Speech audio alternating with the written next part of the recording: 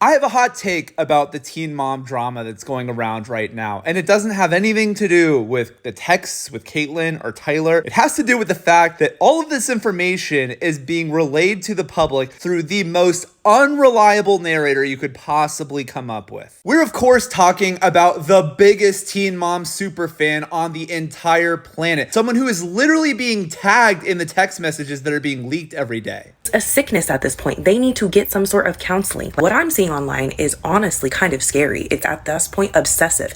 Everything is surrounded about her. Why don't you focus on the kids that you have now? So here's my hot take, and you can flame me all you want for it, but I do not understand how anyone who knows Carly would want to leak messages and tag this person who every single time she posts a video speaks directly for Carly. Catelynn and Tyler from Teen Mom need to accept the fact that Carly is probably the one that doesn't want anything to do with them. They are not Carly's parents. You are not her parents. You are her sperm and egg donor. Brandon and Teresa are her parents, acting like she is like a sibling to those kids. She's not a sibling. That's by blood, but not by like knowing them. They won't accept the fact that Brandon and Teresa are Carly's actual parents.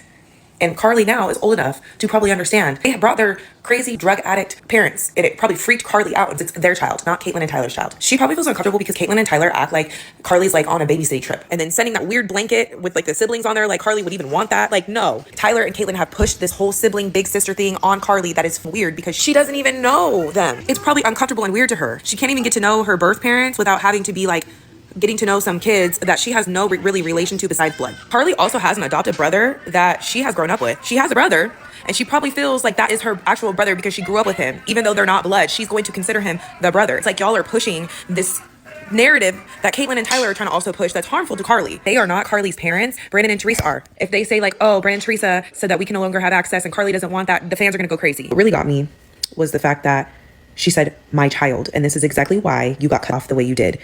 That is biologically your daughter, but you are not her mother. You gave her up. You were not her mom. You're doing it against the will of Carly. That is not their daughter. That is not their child. They gave her up. And then a bunch of pictures of your crotch goblins that have nothing to do with Carly. That is not her siblings. Michelle here is either the greatest mind reader of all time, or she's someone who might have clouded judgment. Hubby and I have already decided that when we are a little more stable, we're stable now, but when we're a little more stable, we want to adopt. I have a half sister out in this world because I did 23andMe and I feel nothing towards her. I feel nothing towards her. I don't know her. I could be wrong here, but to me, it feels like the 15-year-old or 16-year-old who's acting super mature for their age has been confirmed to be a minor by anonymous Redditors on a cancellation subreddit and obvious TikTok drama farmers might just be a catfish looking for attention.